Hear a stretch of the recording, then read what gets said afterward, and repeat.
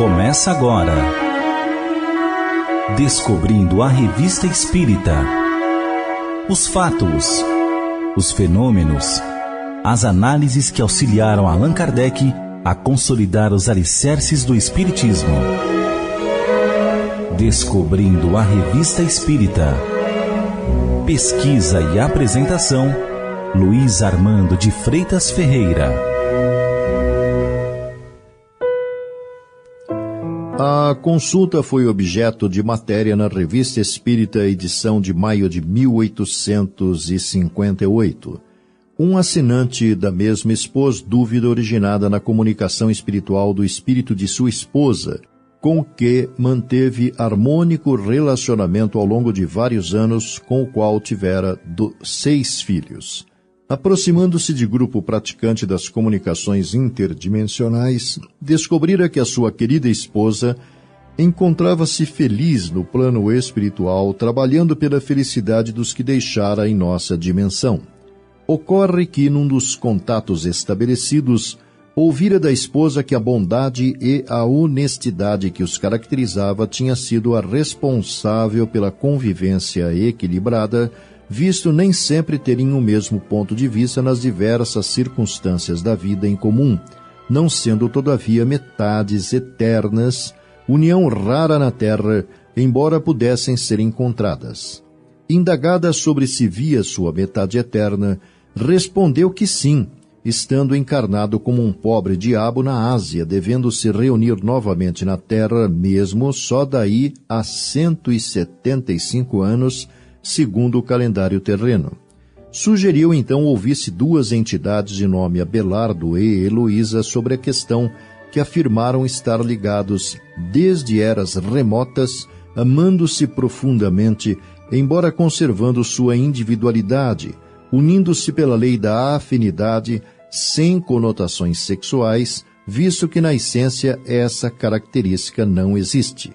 Em seus esclarecimentos informaram ainda que não existem almas criadas duplas, ser impossível 2 almas reunir-se na eternidade formando um todo, que ambos, desde sua origem, eram 2 almas perfeitamente distintas, embora sempre unidas, que as criaturas humanas acham-se nas mesmas condições conforme sejam mais ou menos perfeitos.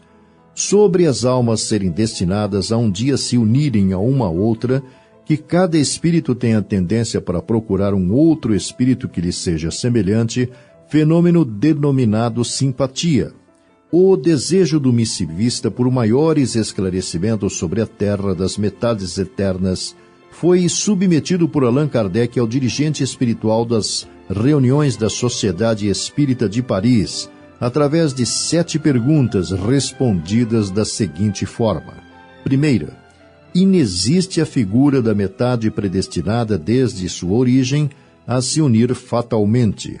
Não existe uma união particular, mas em diferentes graus, segundo a posição que ocupam, isto é, segundo a perfeição adquirida. Quanto mais perfeitos, mais unidos.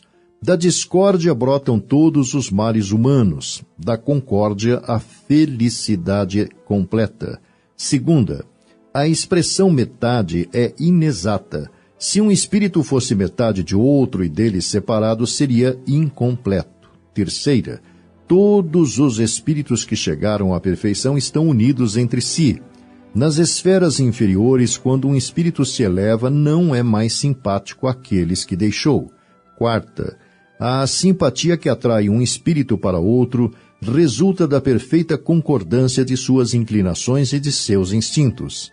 Se um devesse completar o outro, perderia sua individualidade. Quinta, a identidade necessária à simpatia perfeita não consiste na similitude de pensamentos e de sentimentos, nem na uniformidade de conhecimentos adquiridos, mas na igualdade do grau de elevação. Sexta, os espíritos que hoje não são simpáticos poderão sê-lo mais tarde. Todos o serão. Assim, o espírito que hoje se acha em tal esfera inferior alcançará pelo aperfeiçoamento a esfera onde reside o outro.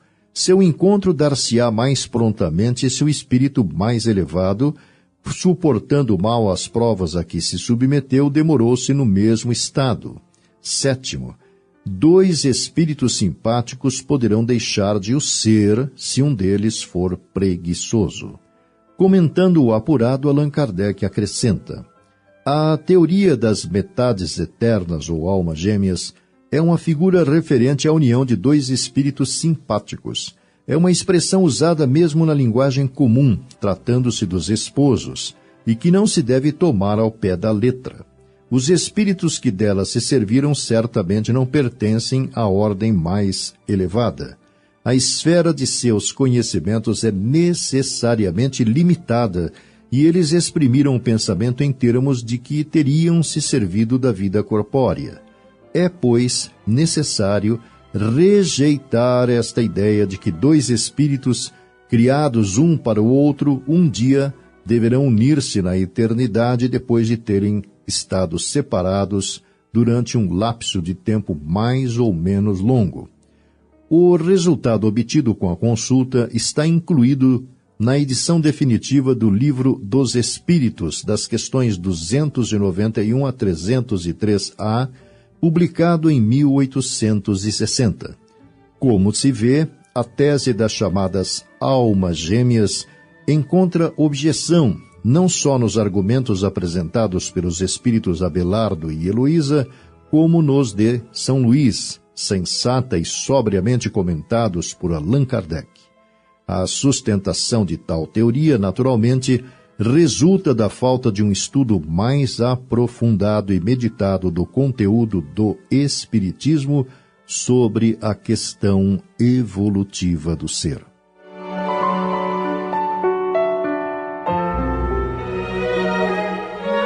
Você ouviu Descobrindo a Revista Espírita. Pesquisa e apresentação, Luiz Armando de Freitas Ferreira.